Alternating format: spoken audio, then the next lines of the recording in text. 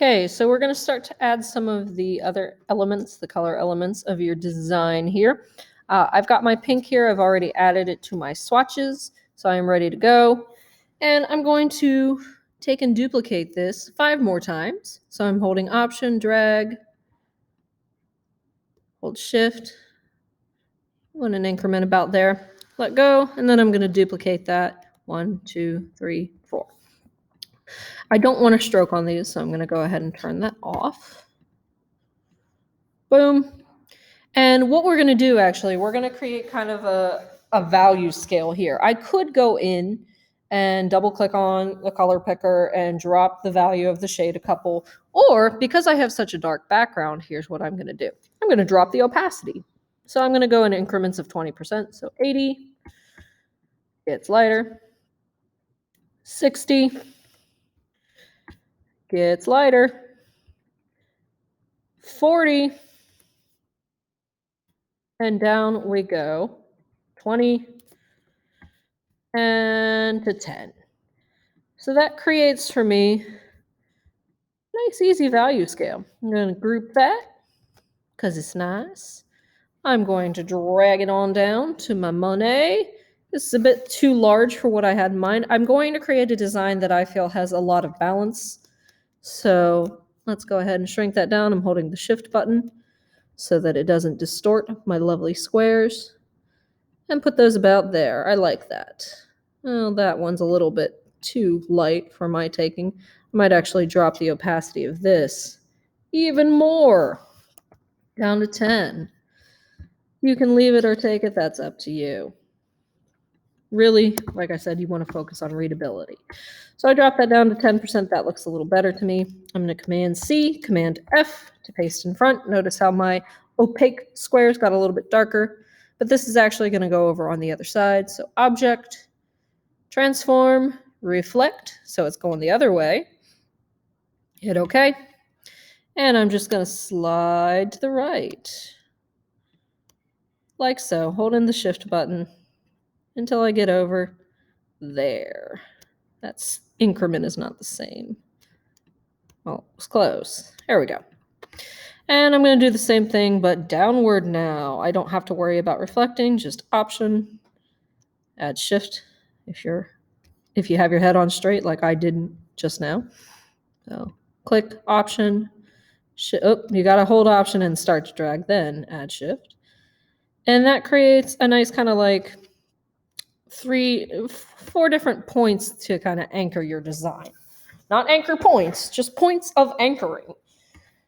I'm going to come in and I'm going to create a large place for my numerical value to sit. I've got kind of like a diamond design going on here, so I'm going to stick with that. We're going to go ahead and make a lovely, lovely square. And since apparently I'm having trouble making actual squares, we're going to go for 3 by 3 with this. I will probably end up changing the size, but at least at this point, it's an actual square. I'm going to hold the Shift button, rotate 45 degrees to make it a lovely diamond. And that is obviously much too large. So I'm going to hold the Shift button and shrink it down. Now, depending on how your pattern turned out, might depend on how this sits differently. I'm going to have it sit right here.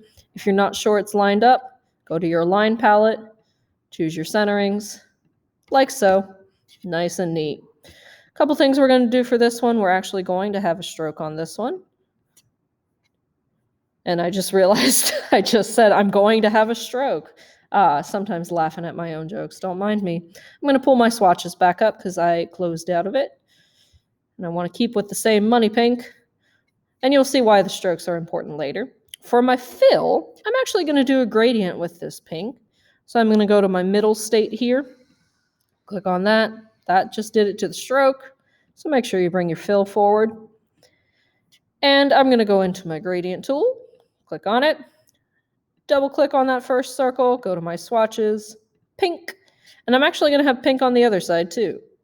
But I'm going to drop the opacity to 0%. So I get this really nice fading blend. I like it very much. Hit enter. And then you can go in and kind of play around with what direction you want your gradient to go. You could spin it. if you want, like so, up and around. Really depends on what you're looking for. You can change how gradually it blends by dragging with this. I like that. I like that very much. And it just undid everything. But it's a no-brainer. I can go back to my middle gradient stage, or I can hit Command Z. What happened? Command Z. There we go. There's my pretty gradient. And I'm actually going to come to my stroke, and I'm going to offset the path to create another border inside, because we are all about the diamonds. So path, offset path. I want a negative value because I want it to go inside my shape. I hit OK. I actually don't want to fill for this one because it's messing with my gradient. I am going to leave the stroke on and perhaps make it a little bit more opaque. So I'm going to come over to the properties of my stroke and the opacity of my shape, drop it down, maybe like 50. And that looks better to me, to me. So we've got our little pattern here, we've got our gradients, and we've got our offset paths. So go ahead and do those things, and I'll meet you in a minute.